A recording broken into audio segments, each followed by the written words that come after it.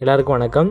Big பாஸில் இன்றைக்கான எபிசோடை பொறுத்த வரைக்கும் வந்து பார்த்தோம்னா, எபிசோடு முடிகிறப்ப போன டைம் வந்து ஆண்கள் அணி இந்த பக்கமும் பெண்கள் அணி இந்த சைடு வந்து ஷிஃப்ட் ஆகலான்னு சொல்லியிருந்தாங்க இல்லையா? அதேமாதிரி இந்த டைம் என்ன சொல்கிறாங்கன்னா, அந்த கோடே கிடையாது, இன்னமும் வந்து பார்த்தீங்கன்னா ஆண்கள் அணி பெண்கள் அணி அப்படின்ற அந்த கான்செப்டே கிடையாது அப்படின்ற மாதிரி ஒரு விஷயத்தை வந்து அனௌன்ஸ் பண்ணுறாங்க. ஓகேவா? இது இன்ட்ரெஸ்டிங்காக இருக்குமா இருக்காதா அப்படிங்கிறதெல்லாம் நம்ம அடுத்து பேசுவோம்.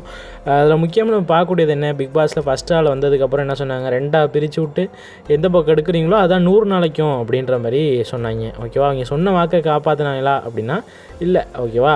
அது இன்ட்ரெஸ்டிங்காக இல்லை அப்படின்ட்டு கொஞ்ச நாளில் ஒரு 2-3 வாரம் விளையாட விட்டுட்டு அப்படியே ஷிஃப்ட் பண்ணி விட்டாங்க. ஓகேவா? இந்த பக்கம் தான் அப்படின்னு ஃபஸ்ட்டு 100 நாள் அதான்னு சொன்னாங்க. இப்போ அதுக்கப்புறம் அதை மாற்றி விட்டாங்க.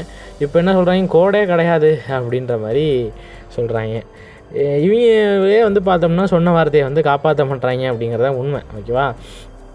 அது வந்து அந்த கான்செப்ட் எடுப்படலை. ஆண்கள் பெண்கள் அப்படின்ற அந்த கான்செப்ட் எடுப்படலை. அதை எவன் யோசித்தான் அப்படின்றதும் தெரியலை. ஓகேவா? ரொம்ப மட்டமான கான்செப்ட் அது. இன்னமும் வந்து பார்த்தோம்னா இந்த கோடு இருக்காது. அதை பொறுத்த வரைக்கும் வந்து பார்த்தோம்னா முக்கால்வாசி இந்த பிக் பாஸ் ஹவுஸை பொறுத்த வரைக்கும் பெருசாக கண்டென்ட் இல்லை. மேபி ஒரு லவ் கண்டென்ட் வருமா அப்படின்ற ஒரு எதிர்பார்ப்பில் தான் வந்து பார்த்தோம்னா இந்த கோட்டை வந்து பார்த்தோன்னா எடுத்து விட்ருக்காங்க. ஓகேவா?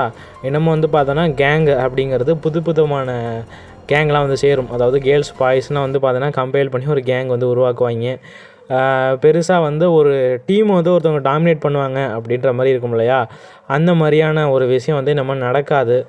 ஓகேவா? ஒருத்தரையே வந்து ப்ளேம் பண்ண முடியாது. இவனால தான் நடந்தது, இவனால தான் அது பண்ணேன் அப்படின்னு முத்துக்குமரனை ப்ளேம் பண்ணுவாங்க இல்லையா? அந்த மாதிரிலாம் அங்கே பண்ணுறதுக்கான வேலைகளே கிடையாது. இன்னுமே தனித்துவமாக காட்டிக்கிறதுக்கு யாராவது கேம் விளாட்றாங்களோ அவங்க தான் வந்து பெரிய ஆள் ஆவாங்க. ரொம்ப இன்ட்ரெஸ்டிங்காக இருக்குது. அது வந்து பார்த்தோம்னா என்ன நடக்க போகுது, அவன் என்ன பண்ண போகிறாங்க அப்படிங்கிறத ஒரு எதிர்பார்ப்பு இருக்குது. அந்த எதிர்பார்ப்பை இவங்க பூர்த்தி செய்வாங்களா அப்படிங்கிறது தான் மிகப்பெரிய டவுட்டாக இருக்குது. வெயிட் பண்ணி பார்ப்போம் என்ன நடக்க போகுது அப்படிங்கிறத.